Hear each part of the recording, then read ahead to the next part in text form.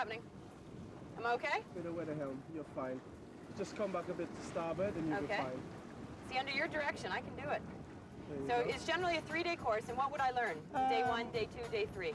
The first day of the course will normally introduce you to full yacht brief, and we take it down and go to some safety checks like your life jackets, harness. And day 2? We introduce you to the sails, preparing the sails, going out sailing, tacking, points of sail, driving, and that finishes our day 2. And speaking of sails, how am I doing? You're doing very good. You think? Yeah. All right, and day 3, the grand finale. The grand finale normally give the boat over to you, and so yeah, and you take me here, there, whatever, and you're in charge of the boat the whole day. I sit around just giving you a little bit of a tip depending on how wrong you're going. Sometimes, if not, I just leave you with it. Any tips now? Yes, come a bit to starboard. Okay. That's it. Excellent. So do you think I'll be able to fit 3 days in 2 hours? Oh, most definitely, yes.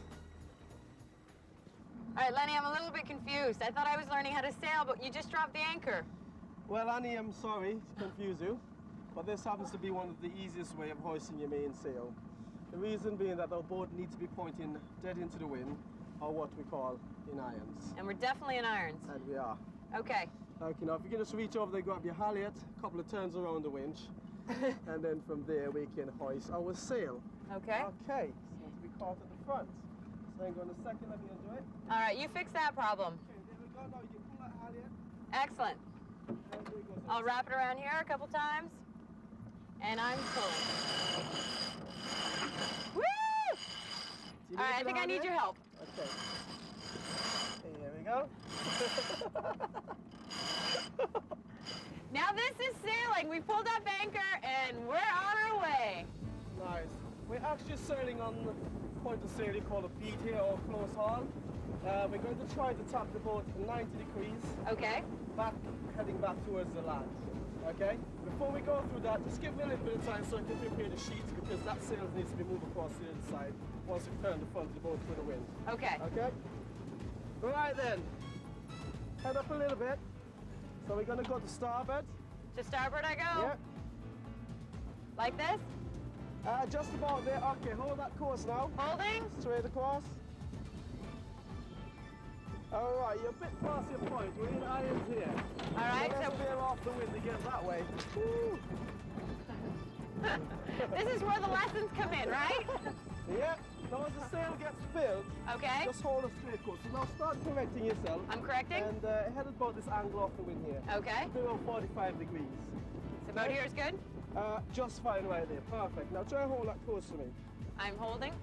Now my lines are ready to be swapped. They're ready to go. So I'm going to go hard to starboard? Yep, so now you're going to turn hard to starboard. You're going to tell me when? Like now. Here I go! There we go.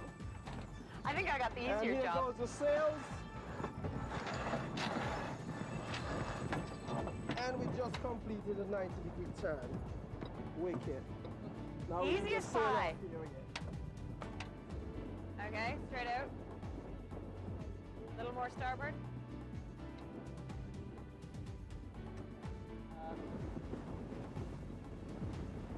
All right, I seem to be healing quite a bit. How do I crack this? Well, and there's two ways you can correct that. One of which you can turn the boat into wind, or what we call luff up a bit. That would then spill the wind off the sail, bring the boat back flat again.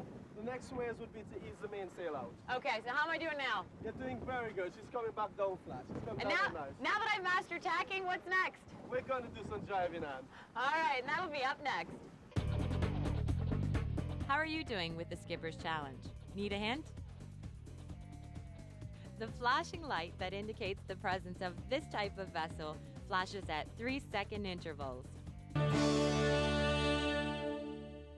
Welcome back. Now that I've mastered tacking, I think. Have I mastered it? Yeah, you've mastered tacking perfectly well, Anne. Okay, now I'm going to go into Lenny's capable hands and learn how to jibe. Okay, good, wicked. I'm just going to explain to you the difference between driving and tacking. When we're tacking, as we did earlier, we turn the front of the boat through the wind. Okay? Driving, opposite, we turn the stern through the wind. Okay? We're going to start driving from this point of sail that we've got here now, which is called a broad reach. Okay. Okay, we've got the wind blowing off our stern quarter here, just off your left shoulder, and we're going to plan to move the boat this direction about 45 degrees more away from the wind, which will give us a run. Okay. While we're there on a run, I will then prepare the main, which means I'll put it to the center, then across on the new side, ease it out, then you can drive. Okay. This is one of the easiest way of driving, and you got the other one, which is quite fluent, but really difficult as well. All right. Okay? I'm under your direction, Lenny. All right then, here we go. So Anne, if you could move a bit further off the starboard over here for me, I'd get a chance to prepare the jib. Okay, stop just about there. Stopping here. And steer a straight line for us, please. Straight there we line. go. Bit back Everything's to starboard moving, though. again. Well, you're on the sea, man. Okay. Let's come back to starboard a bit more, Anne. A little bit to starboard. Yeah. Until that front sail just stopped working. Should collapse at the front. Then that gives me the chance to move it over to a new It's side, like that. collapsed. So now you just hold that course. Don't turn anymore. Come back to port, Anne. Coming back. Yeah. There we go. And back a little bit this way. Not too much turn. Just a little bit at a time. Otherwise, you will keep over-correcting. Kind of like that. Not quite. Back to port, starboard again. Back to starboard I go. Yeah. This seems like a very delicate operation, Lenny. It is very much so. Okay. Just there now. Just this line is what we need. Straight on it. So come back up, up, there. And correct here. Okay, there we go. Now you just need to hold this line for me. Straight along there. I'm holding the line. Right then. Now I'm going to bring the mainsail into the center. Then you're going to move the boat off to a starboard tack, going that way. Okay. Okay, then we'll have a drive. We hope. Okay, now turn it to starboard. And if you notice how gentle that was, Oh. that was a controlled drive. Oh, you know I was going to ask you. What? I've always seen these buildings here on the island of Antigua. I've been here a couple days. What are those? They're all sugar mills. They're old ones? They used to be operational. They used to grind the sugar canes and everything that we used to go here on the island ages ago, but now they don't have any more. Well, Lenny, I'm going to have to leave you. The sailing's been sweet, but I'm going to have to put my land legs on and head out and check out the sugar mill.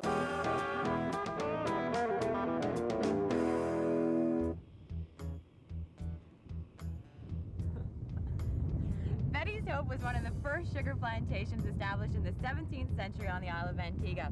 And at that time, sugar was its primary industry. Of course, that is true.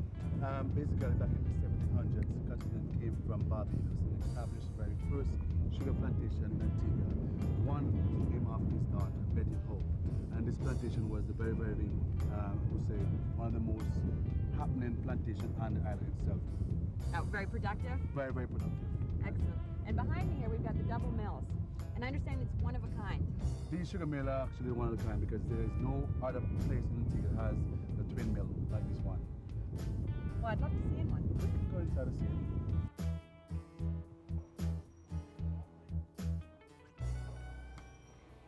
This is where they process the raw sugar cane, is that right? That's right. So what happens here? Well, let me show you how it's done. When they bring the sugar cane to this area, the sugar mill, they actually put the cane through here, and it rotates. When it rotates, it actually comes to this small area here. The juice then extracted from there and go through bottom of the mill So it falls itself. into the trough here. That's right. And then it will take from here, go down through a pipe, that will lead it to the boiler house. And the boiler house would then do all different processing. And now this would rotate, obviously, with the mill outside. Of course, with the wind. Okay. And when there's no wind, basically they use animals to do that, like a cow or donkey. So they just have them circled? That's right. Excellent. Well, that's interesting. This is the boiler house right here. What would happen here? Of course, I mentioned before the sugar mill. The sugar mill would then grind the sugar, extract the juice from the sugar mill, and take to the boiler house. So we would pipe through here? That's right. And then when it's finished, they will do the different processing in the boiler house, where they get the molasses and also the raw sugar. So they would boil it in there and process it? That's right. And who would be doing all this? Of course, they have the management team and also the slave, basically. Okay, and where would they stay on the plantation? Actually, the slave quarter would be on the northern side of the plantation, and also the manager quarters would be there. Great, I'd love to see it. Of course, we can go and see it. Now this is what's left of the manager's house.